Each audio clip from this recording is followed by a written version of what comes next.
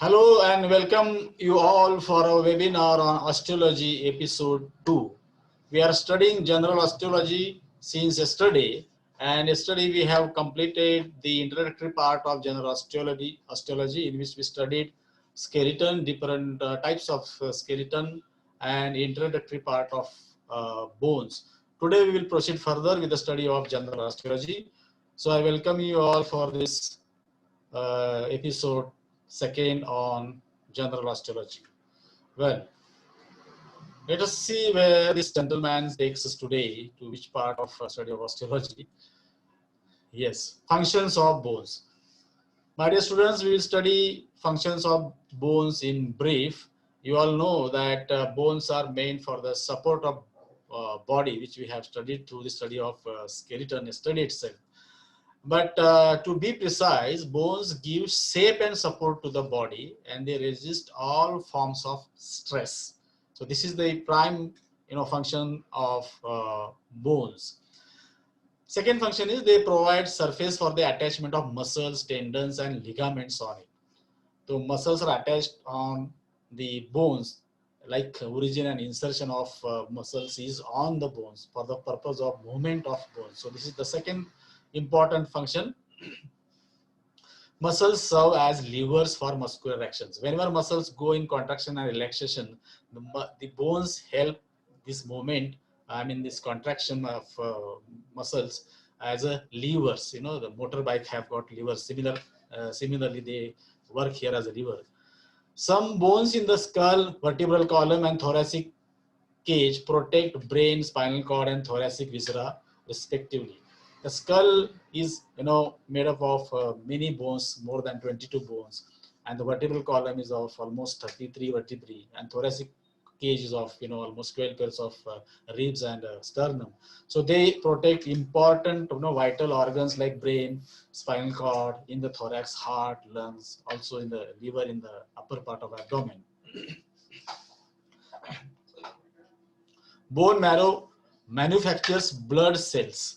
So bone has got a medullary cavity, and the medullary cavity contains bone marrow. The active bone marrow is red bone marrow, which manufactures blood. And the next function is the bones. They are the storehouse of calcium and phosphorus. 97% of the body calcium and phosphorus is stored in the bones. And bone marrow also contains reticuloendothelial cells, which are phagocytotic in nature, and they take part in immune responses of the body. So phagocytosis is a function of bone in this manner. And the last is the larger paranasal ear sinuses affect the timbre of the voice, because the bones around the nose, they have got air sinuses where the air is present, and that helps in adding resonance to the voice. So these are some of the functions of bones in short, as far as the general osteology of bones is concerned. Now let us move to the next part in general osteology, and that is classification of bones. In the beginning, let us have a small study on classification of bones according to the shape of bone. So there are various bones in the body which are having different shapes. You can see one long bone here, a short bone here, irregular bone here, and flat bone here. And irregular means which are they are not long, not short, not flat, more than that. Okay. Apart from that, some miscellaneous classification also, you can see some sesamoid bones here, some sutural bones like extra bones, some pneumatic bones also. Okay, that we will study one by one. First, we will study long bones. Each long bone has an elongated shaft, which is called as a diaphysis. If this is the bone, this elongated portion is a shaft, and these are the two ends. So two expanded ends are called as epiphysis. Diaphysis and epiphysis is the embryological, developmental terminology. But in a adult, mature bone, this is called as a shaft, and these two ends are called as uh, uh, upper and lower ends, respectively, in the different long bones in the body. And they have a smooth articular surfaces because they are taking part in formation of joints. The shaft of the long bone has three surfaces separated by three borders, and inside there is a medullary cavity and a nutrient entry foramina which is directed away from the growing end. Because one of the two ends is a growing end, and the nutrient entry is directed away from the growing end. Okay.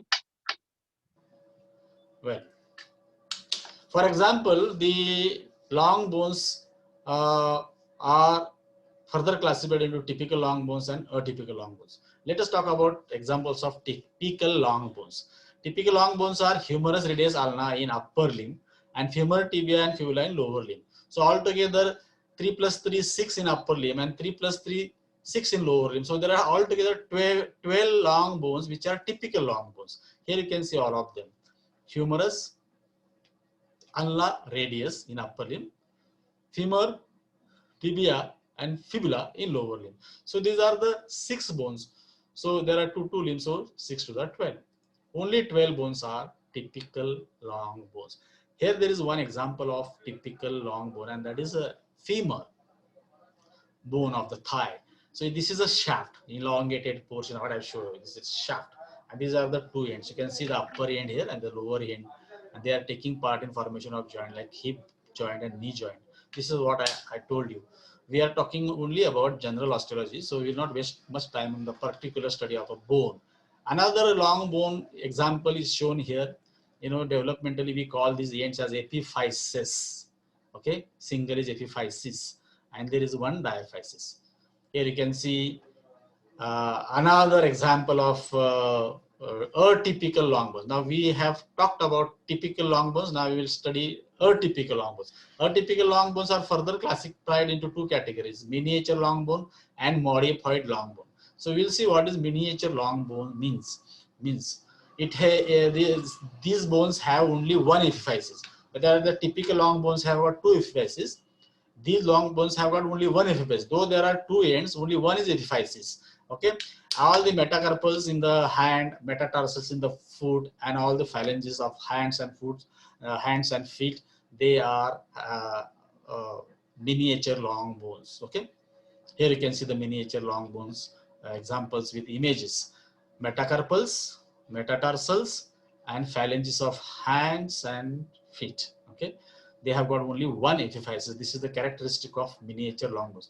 They are long bones because they are elongated, and they are miniature means mini. Mini means small long bones in other language. Okay, and the last part of the long bones is atypical long bone is modified long bones. Okay, modified long bones have no medullary cavity inside each, and the best example is clavicle, and another example is vertebra body. So body of the vertebra is actually long, but it comes under modified long bones and it doesn't have a medullary cavity. Clavicle is the typical example. Here is an image of clavicle, which is a horizontally lying long bone in the body, and it has got no medullary cavity. Apart from this, it has got 7 more characteristics. So it makes a characteristic in many ways. We'll talk about the clavicle characteristics separately when we deal with particular anatomy of clavicle. So I have finished the long bones, with different long bones. The long bones have got a diaphysis and they have got a epiphysis. They are separated by 3 borders, 3 surfaces, and nutrient foramina. This is about typical long bones. So typical long bones are humerus, radius, ulna, tibia, fibula, femur. And miniature long bones are carpals, metatarsals, and metacarpals, metatarsals, and phalanges. And modified long bones are clavicle and the body of vertebra. So this is all about long bones. Here you can see 3 examples of 3 different types of long bones. One is atypical, and this one is a radius. And in atypical, we have got 2 categories. Miniature is I think this is a metatarsal, and modified is a clavicle. Here you can see typical, atypical miniature, atypical modified.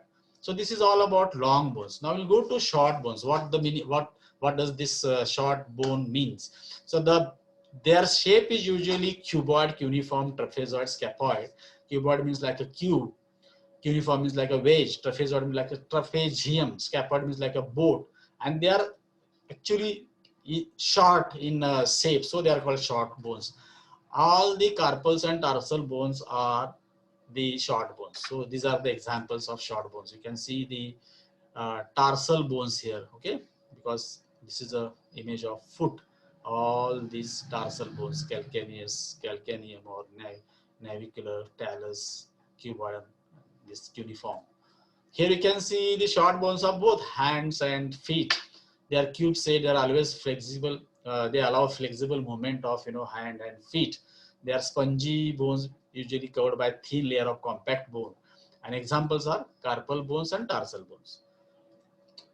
Now the next category in bones according to shape is flat bones. The flat bones resemble shallow plates, okay, shallow plates, and they form boundaries of certain body cavities. So the bones of skull and the bones of thoracic cavity are included in this category.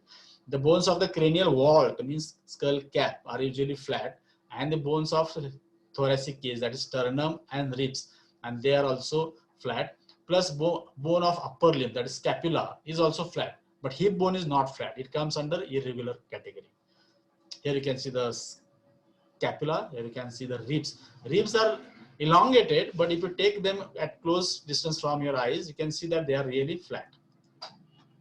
Here you can see another image of flat bone. This is a parietal bone which is present on the skull cap. That is, what you call top of the skull. Irregular bones are the last category because irregular means any shape, neither long nor short nor flat. So these are usually vertebrae, hip bones, and bones in the base of the skull. Okay. Here you can see the images of irregular bones in terms of vertebrae, and here you can see a few more examples of irregular bones. That is hip bones. You can sacrum, coccyx, and vertebrae different here. They have a complex shape, okay, so you cannot define their shape. They do not fit into any of the other categories, so they are called as irregular bones. So actually these are the four shapes according to shape, but there is a fifth category, and those are actually, this is not as per the shape. This is due to some other characteristic. They are called as pneumatic bones. Pneuma means air, the bones which have got air in it. There are certain irregular bones, so irregular by shape, but they contain large air spaces lined by the epithelium, and so they are called as pneumatic bones. And pneumatic bones are present around the nose, I told you, because of paranasal air sinuses, and those are maxilla, sphenoid, ethmoid. And above there is a frontal bone, part of frontal bone, and behind the ear there is a mastoid process of temporal bone. These bones have got air cavities or air sinuses inside them because they make the skull light in weight. They help in the resonance of voice, okay, to increase the timbre of voice, and they act as air conditioning chambers for the inspired air. Here you can see the pneumatic bones in a black and white image. This is a nose, and around the nose you can see this. Here you can see the frontal bone, which is having space, air space. Now you can see the maxilla. Here you can see the sphenoid. Here you can see the ethmoid. Well, here you can see a separate image of ethmoid bone. Ethmoid, this is a full ethmoid bone, and it is having three pairs of ethmoid air sinuses.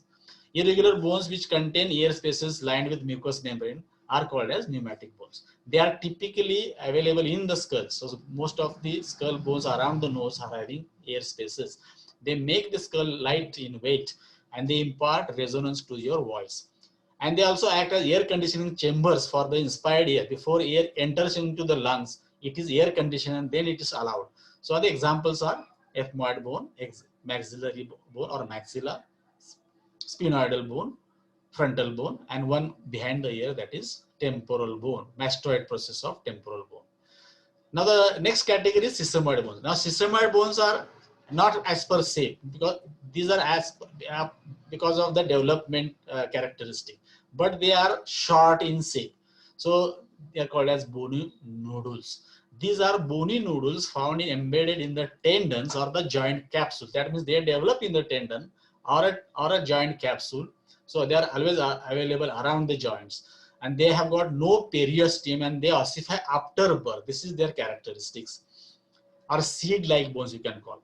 They are related to an articular or non-articular bony surface, and the surface of the contact are covered with the hyaline cartilage because they take part in the formation of joints and are lubricated by a bursar synovial membrane. And the best example is patella. Another example is pisiform. There are many other sesamoid bones, many bones without names also, but one flabella is also there. Here you can see one black and white image of patella. Okay, another example of patella is a pisiform bone. Here you can see the pisiform bone. It is one of the carpal bones which is available in the hand, wrist. And here you can see patella, kneecap. It is also called as patella, which is developed in a tendon, which is called as a patellar tendon below it. So this is a tendon of quadriceps femoris on the thigh. Now, functions of sesamoid bones are not definitely known, but their possible functions are: one is to resist the pressure, second is to minimize the friction, third is to alter the direction of pull of the muscle, and fourth is to maintain the local blood circulation. So these are the four, assumed functions of the sesamoid bones. First two functions are quite true also, because if you take patella into consideration, they are doing resistance to pressure and minimization of friction. Mostly short notes are asked on sesamoid bones. Okay, even pneumatic bones, short notes on pneumatic bones are also asked. And the last category is accessory bones. Accessory bones means extra bones, so they are called as supernumerary, above the number, because the number is 206. I have told you yesterday, and anything more than 206 now will be extra bone. They are not always present in every individual. They may be present in one, or they may not be present in other.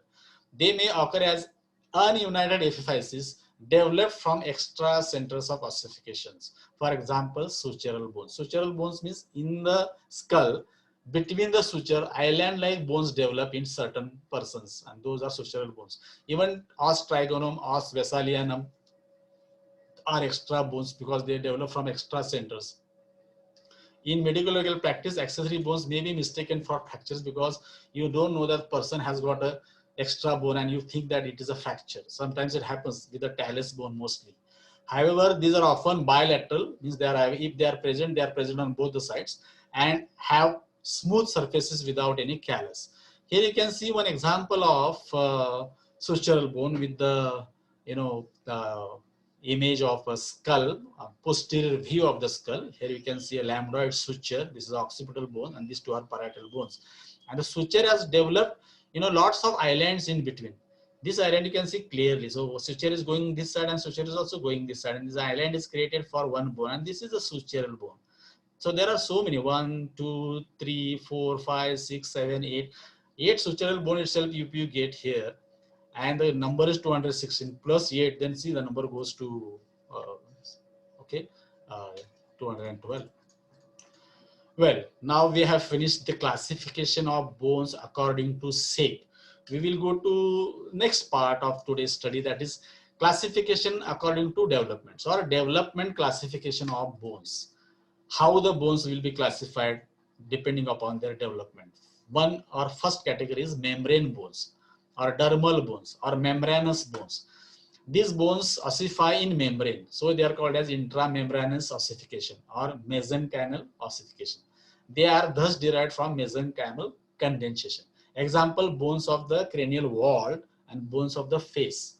Okay, they are usually flat. Here you can see the bones of cranial vault. Cranial vault means skull cap, and bones of the face. Next example is of cartilaginous bones. Cartilaginous ossify from cartilage.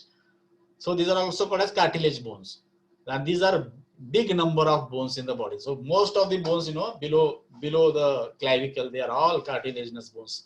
Intracartilaginous ossification or endochondral ossification. And they are derived from preformed cartilaginous models. So for example, bones of the limbs, bones of the thoracic cage, and bones of the vertebral column. So these are all cartilaginous bones.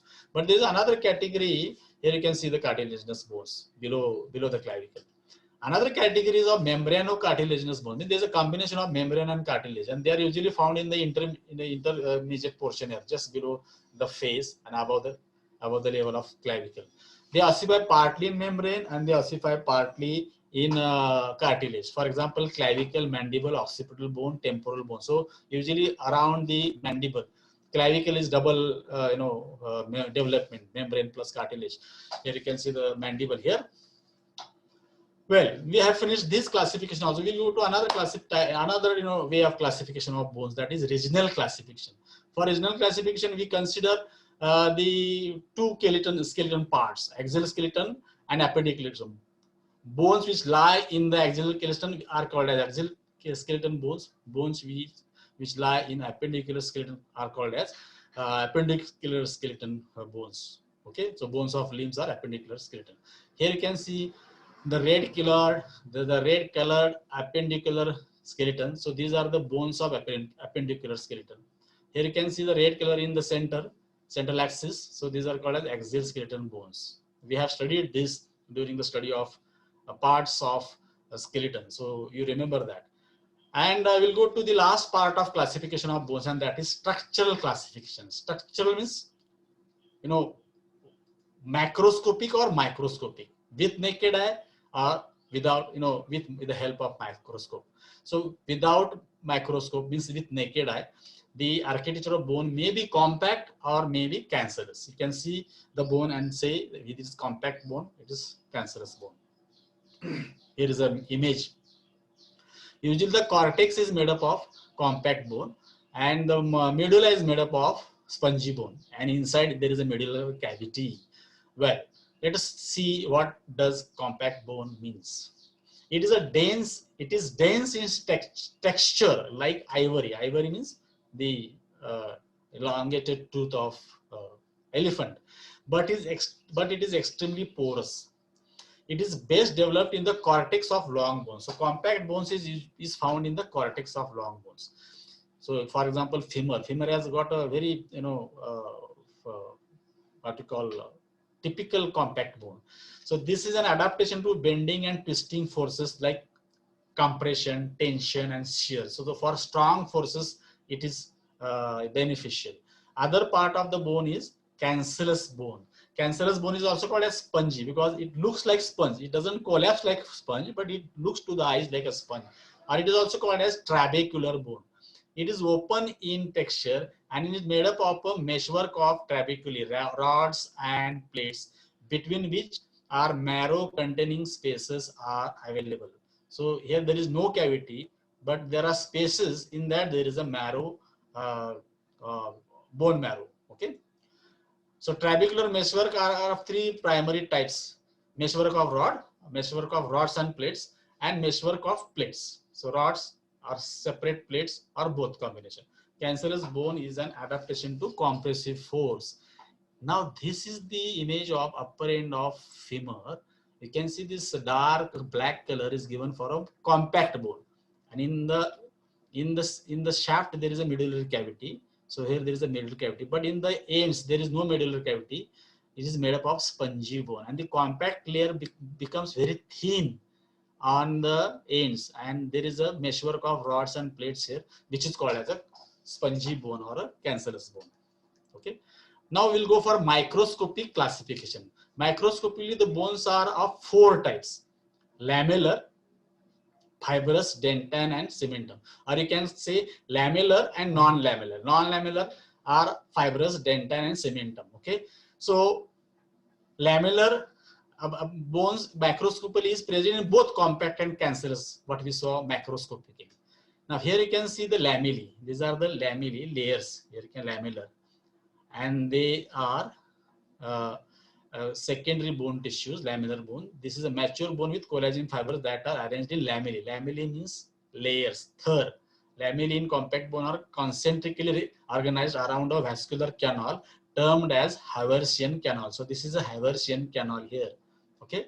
So microscopic organization of bone is very important for histology also. Now, lamellar bone means most of the mature human bones, whether compact or cancellous, are composed of thin plates of bony tissue called as lamellae. Lamella is one, or lamellae is plural. Well, here I can show you where it is gone. Okay. These are arranged in piles. Piles means one above the other in a cancerous bone, but in concentric cylinders in a compact bone. So if you take a compact bone, slide, it will show Haversian cystine, which is called a secondary osteon. But in case of cancellous, you will find concentric cylinders. Okay. Now, fibrous bones are found in young fetus. Young fetus or fetus. Fetus means intrauterine, what you call new life, intrauterine baby, but are common in reptiles also and in amphibian animals also.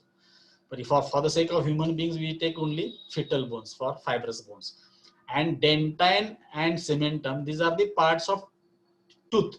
So teeth means 32. We have 16 pairs of teeth in upper jaw and lower jaw. So they have got these two parts, enamel and cementum. If you come to this slide, you'll see the fibrous bones, because before cartilage comes, they are fibrous. So fibrous first is all what you call a soft tissue to fibrous tissue to cartilage, and then cartilaginous bones get ossified.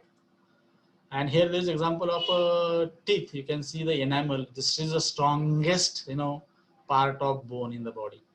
Usually teeth are highly dense as compared to other bones, and in teeth, upper layer of the teeth, that is enamel. So for a single tooth, the enamel you can see here. Then you can see the dentine in crown, and in the base you can see the cementum here. Okay, so these are the two parts of tooth itself, and they are macroscopically, classified: fibrous, then second is dentine, uh, enamel, okay, dentine and cementum, okay, and one more is missing here: dentine, enamel, 3, 4, fibrous bones uh, are usually present in fetus, okay, and the first one was lamel. So you can see lamellar bone. I showed you here in the slide. And taking it back a little bit: lamellar, fibrous, dentine, and cementum. So this becomes the 4 types of microscopically classified bones. Okay. Now, so we have almost finished the different ways of classifying the bones, and I think this is enough for today. Yes, this is enough for today. So lots of small things also we studied today. Remaining part of general osteology we will study tomorrow. So let us take an interval, because I have divided the study of osteology into 4 episodes of study, and the 5th episode is on question and answers. So this is the time of interval. Half of the study of general osteology is over. So let us take a break today and come back tomorrow morning at 10 o'clock. Thank you. Thanks a lot. And have a nice day. See you tomorrow morning at 10 o'clock. Thank you.